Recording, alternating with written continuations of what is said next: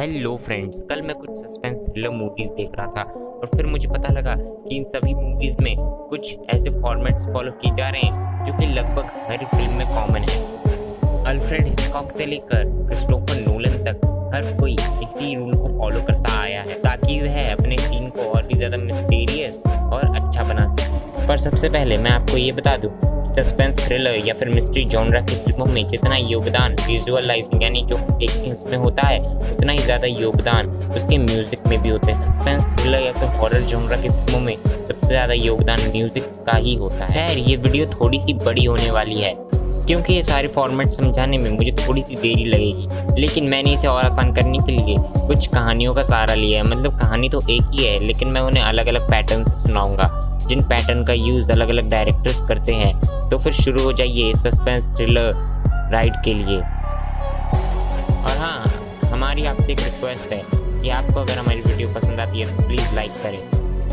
और चलिए, अब वक्त हो गया है इंट्रो सीन का।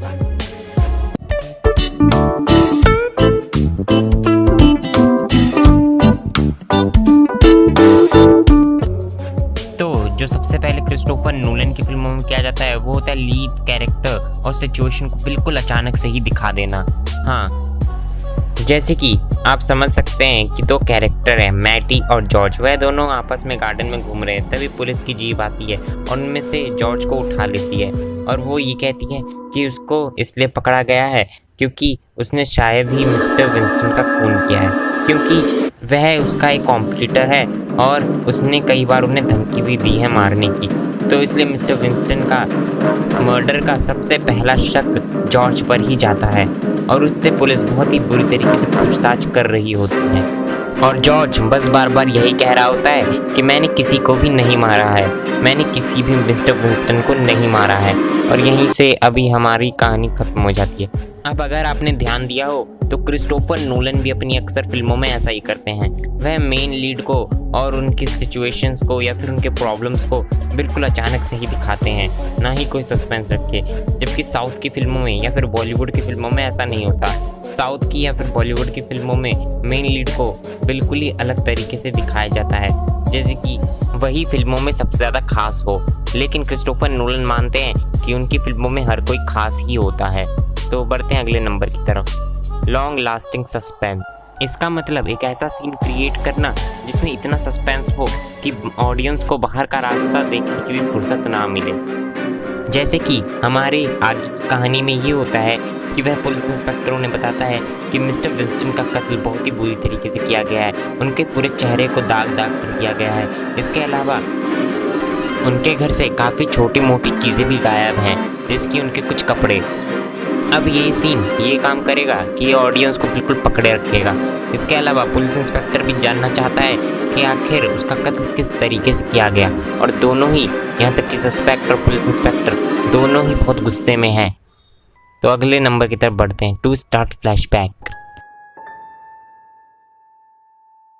अब एक ऐसी कहानी जिसमें स्टार्टिंग बिल्कुल अचानक से ही हो गई हो, तो फिर उसमें एक्सटर्नल सीन या फिर दूसरे सीन कैसे दिखाए जाएंगे, तो इसके लिए सबसे ज़्यादा यूज़ में आते हैं फ्लैशबैक्स। और क्रिस्टोफर नोलन अपनी सबसे ज़्यादा फिल्मों में फ्लैशबैक्स ही दिखाते हैं, जिसकी हम फ्लैशबैक में दिखा सकते हैं उनके लविंग क्रश या फिर उनके जॉब या फिर करियर के बारे में। इसके अलावा उनके क्या ड्रीम्स थे, क्या सपने थे।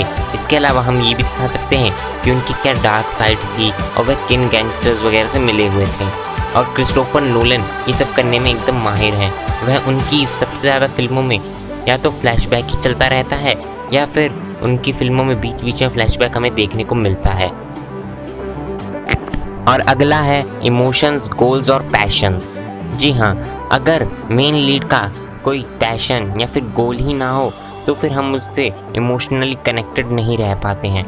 जिसकी अभी जॉर्ज का ड्रीम ये है कि वह यहाँ से छूटना चाहता है, और अगर वह यहाँ से छूट गया तब भी वह ये जानने के लिए बेताब रहेगा कि उसका मर्डर आखिर किसने किया और आखिर क्यों किया, क्योंकि इतनी बेरहमी से कोई किसका मर्डर क्यों करेगा।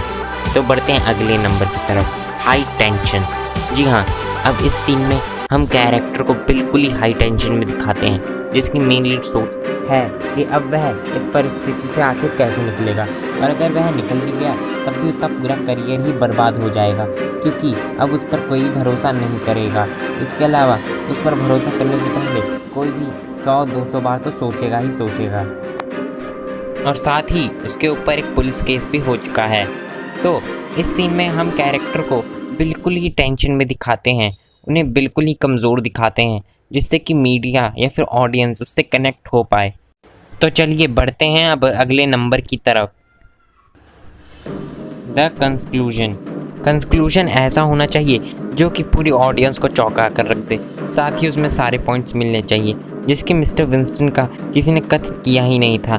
असल में उसने अपने ही जैसे कद काठी वाले एक बूढ़े इंसान को लाकर, जो कि उसी की उम्र का था, उसको मार दिया और उसका चेहरा पूरी तरीके से ख़राब कर दिया और उसको अपने ही जैसे कपड़े पहनाकर उसको वहीं पर छोड़ दिया और वह खुद कहीं पर जाकर छिप गया। लेकिन फिर लास्ट में वह पकड़ा जाता है और जॉर्ज को छोड़ दिया जाता है। तो ये थी पूरी कहानी, और ऐसे ही कुछ बेसिक्स का यूज़ करके डायरेक्टर अपनी फिल्मों में सस्पेंस और थ्रिलर या फिर हॉरर जॉनरा की फिल्में बनाते रहते हैं।